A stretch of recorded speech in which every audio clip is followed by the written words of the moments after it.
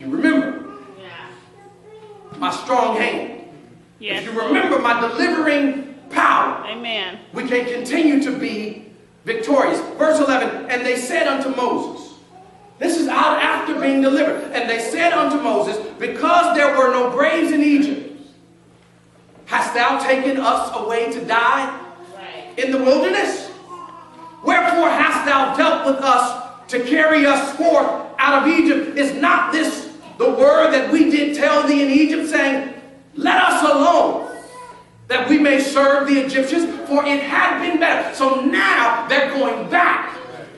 Because when I'm dealing with trauma, until I deal with that trauma successfully, I'm enslaved. Amen. Amen. I'm enslaved by that trauma. I don't dictate to the trauma dictates to me. I don't dictate to the horrible situation. The horrible situation tells me who I am. So here, after being delivered, and you know this story, but after being delivered, the minute Israel came across another traumatic situation, because they had not dealt with the fullness of their trauma to begin with, the minute they saw another situation of trauma and trepidation, they were willing to lay down and identify with their oppressor all over again. It says here again in verse 11, part B, and thou hast taken us away to die in the wilderness. Wherefore hast thou dealt with us this way, to carry us forth out of Egypt? Is not this the word that we did tell thee in Egypt, saying, let us alone, that we may serve the Egyptians? For it had been better for us to serve the Egyptians than that we should die in the wilderness. Now, despite all of the racial dynamics that exist here, not only do we have a spiritual ontological identity that must be developed, because of the craziness of this country and this world per se, there is a racial ontology that we must deal with. Because when we look at a lot of what has happened, people have tried to do all sorts of things that they believe are ingenious. Yeah. They've come up with their own forms of ingenuity to alter who they are, or to present themselves in a different picture or a different frame than what they actually are, because they're also not comfortable with the racial ontology that has been given to them. Now we know that race in and of itself is a construct. There is no one that's black. There is no one that's yellow. There is no one that's green. There is no one that's red. But now we do have some ethnic dynamics that we must be able to deal with, because if you don't define who you are, come on, society will. I told you about my experience in Korea. That 2 hours after getting off the plane, myself and my two other African-American friends from San Francisco to Korea, and then within 2 hours, we're called some black monkeys.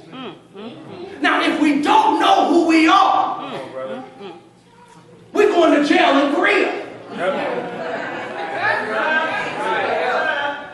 Right? But when you know who you are, you need not respond to everyone else's ignorance about your ontological existence. But if you have not built an identity, then you're running from conversation to conversation, insult to insult, because you're not sure who you are, and therefore, because you're so afraid of the insult, you try and change. Come on now, preach, preach. Dr. Cabone talks about the concept of the ma'afa. Now, I'm of the mindset that even though the ma'afa is a key Swahili term that stands for the African Holocaust, primarily from a Western Africa dynamic, it's the slave trade and the transatlantic passage and all of that horror. But Dr. Cabone said that for individuals from an African-American or African perspective, African-American of the diaspora, to fully develop into who you need to be, then there must be a traveling back. There must be a traveling. Now how in the world do you do that? But he said there must be a way for people of the African diaspora to get back in touch with the horror with the trauma. And that if it does not happen, you can't fully be yourself. I agree.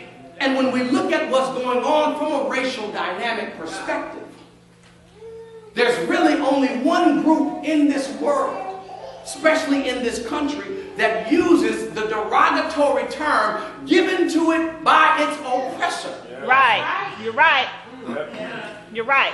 What is the derogatory term that Jews use that was given to them by the Germans? No. What derogatory term do you see Koreans use that was given to them by the Japanese?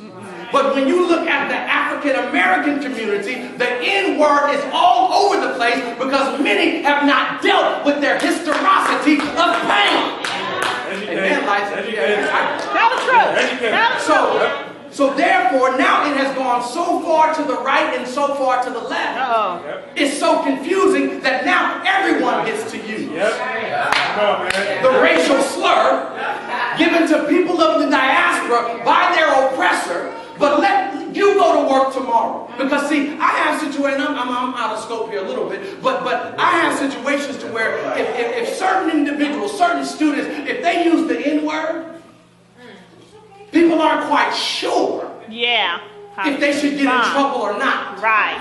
Because it's such a term of endearment these days. It has morphed in so many different ways. And, you know, well, I didn't say N-I-G-G-E-R, I said N-I-G-G-A. That's why it was very interesting in the movie Django that they never pronounced the N-word with the E-R. It was always N. You got to understand some of those subtle nuances. In other words, that's supposed to be acceptable. Because we've made N-I-G-G-A into a different word as opposed to N-I-G-G-E-R. But when you understand the Niger-Congo language acquisition device, you would never pronounce the ER as an African person unless you were really trying. But you would always give off the I sound, or that you wouldn't announce the TA sound either. So when a person is saying N-I-G-G-A, they ain't made up a new word. No. That's just how their tongue rolls naturally from a Niger-Congo linguistic perspective. Preach.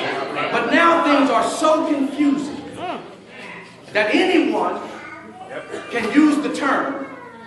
And when some people are using it, the notion out there is, well, I don't know if I have permission to tell you not to use that word. And there are some deep Bay Area implications around that that's really going to get someone hurt. Because there are things that go on racially and dynamically here in the Bay Area that doesn't exist anywhere else in this nation. So you go on and you allow that mentality that, okay, it's okay for you to use the N-word, it's okay for you to use the N-word, and then you find yourself all the way in at the University of New York. Thinking you're going to be able to walk down, what's up, Ma? Somebody's going to get knocked out. Because it might be socially acceptable in one context. Come on. Amen. But if we don't spend some time with our identity, then we start piecemealing. Oh, well, that's them over there. I'm not with them. That's how that. No, that's you too. It's you too. And if you don't deal with that, then one day it might come back on you. But just to say that, so we know how rampant that word is. You go to work tomorrow and use the derogative term for Jewish people, for an Asian person. Oh, you might make CNN or something. Because that is a different level. But when it comes down to that which exists of the African diaspora, because the level of identity development hasn't been invested in enough, people have defined for us or for you who you are.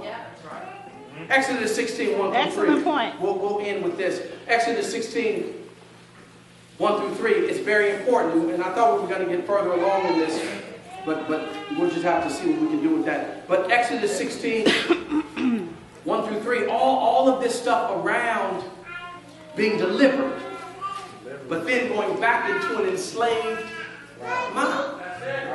I cannot pursue God with an enslaved mind. I can't be enslaved to riches. I can't be enslaved to wealth. I can't be enslaved to him. I can't be enslaved to her. I can't be enslaved to education.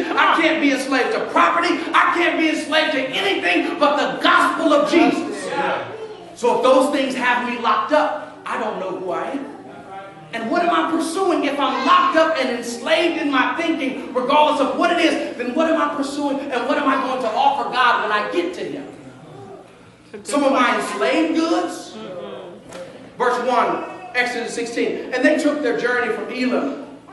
All the congregation of the children of Israel came unto the wilderness of Sinai, which is between Elim and Sinai, on the 15th day of the second month, after their departing out of the land of Egypt. And the whole congregation, this is after being delivered, and the whole congregation of the children of Israel murmured against Moses and Aaron in the wilderness. I wish we had time to really deal with that. Yeah. Because see, it was that enslaved mindset that they had that was still indicative of being out of Egypt, but psychologically still being in Egypt, that even allowed them to go against their rulers.